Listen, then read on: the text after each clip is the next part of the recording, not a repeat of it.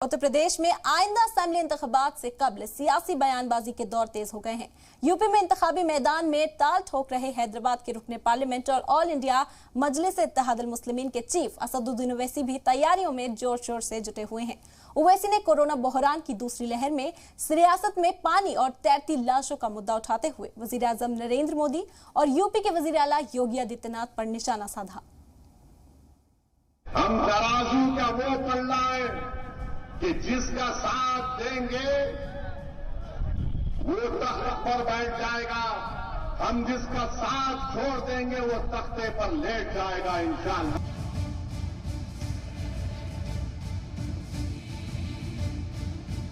हैदराबाद से रुकने पार्लियामेंट और ऑल इंडिया मजलिस इत्तेहादुल मुस्लिमीन के सदर असदुद्दीन ओवैसी यूपी इंतखाब की तैयारियों में जोर शोर से लगे हुए हैं।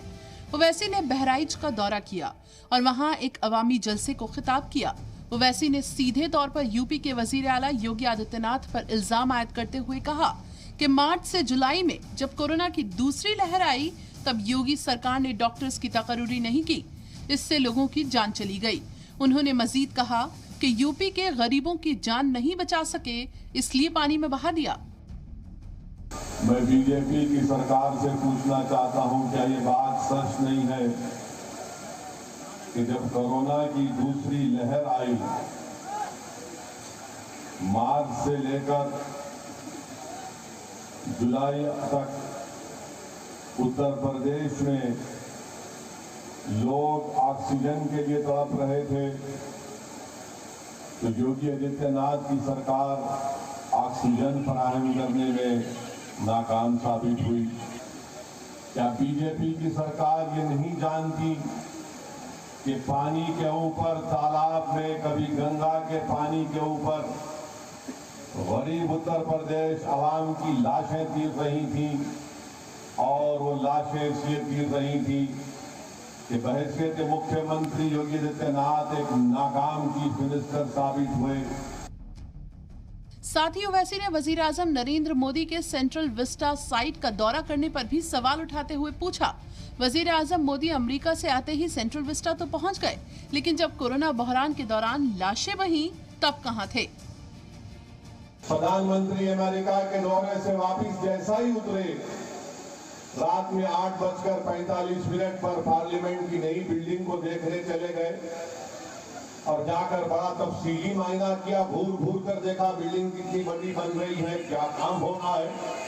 वहां पर पार्लियामेंट की बिल्डिंग पर काम करने वाले मजदूरों से बात की, मगर हम देश के प्रधानमंत्री से पूछना चाहते हैं, जब उत्तर प्रदेश में गरीब आवाम की लाशें पानी पर तीर रही थी, जब उत्तर प्रदेश के अस्पतालों में इलाज के लिए बेड नहीं मिल रहा था, जब उत्तर प्रदेश में गरीब मर रहा था घुट कर, प्रधानमंत्री नहीं आए देखने के लिए क्या हो रहा है, कैसे हो रहा है। राशन मिलना है, राशन। उधर ओवैसी ने अब्बाजान पर मचे सियासी बवाल पर भी तंज कसते हुए कहा कि वजीर आला कहते हैं कि अब्बाजान कहने वालों को राशन मुफ्त मिलता है। अगर ऐसा है तो यूपी में 4 लाख अमवात भुखमरी से क्यों हो गई? मुख्यमंत्री कहते हैं कि मैं राशन सबको देता हूं और उन लोगों को पहले मिलता था जो अब्बाजान कहते थे। हम उत्तर प्रदेश के मुख्यमंत्री से पूछना चाह रहे योगी आदित्यनाथ, क्या ये बात सच नहीं है कि मोदी सरकार ने पार्लियामेंट को ये बताया, भारत की संसद को, लोकसभा को, जो मुल्क की सबसे बड़ी पंचायत है, कि पूरे देश में 9 लाख ऐसे मासूम बच्चे हैं जो भूख और फाका कशी की वजह से कमजोर पड़ चुके। तो लोकसभा में मोदी सरकार ये बताती है कि पूरे मुल्क में 9 लाख अगर बच्चे कमजोरी का शिकार हो चुके हैं भूख और फाकाकशी की वजह से, तो 4 लाख तो सिर्फ उत्तर प्रदेश के थे। क्या ये आपका विकास है योगी आदित्यनाथ?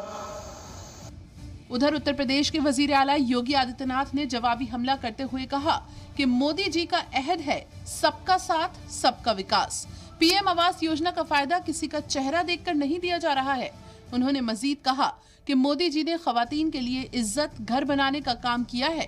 पहले बेटियों के साथ तफरीक होती थी, लेकिन अब वो खत्म हो गई है। ओवैसी ने कहा कि उनका मकसद यूपी में मुसलमानों की लीडरशिप तैयार करना है। उन्होंने कहा कि हम अपने हक के लिए लड़ेंगे, सबने हमारे साथ धोखा किया है। कुल मिलाकर यूपी में आइंदा इंतखाब के लिए जवाबी हमलों का सिलसिला जारी है, लेकिन ऊंट किस करवट बैठेगा ये तो आने वाला वक्त ही बताएगा।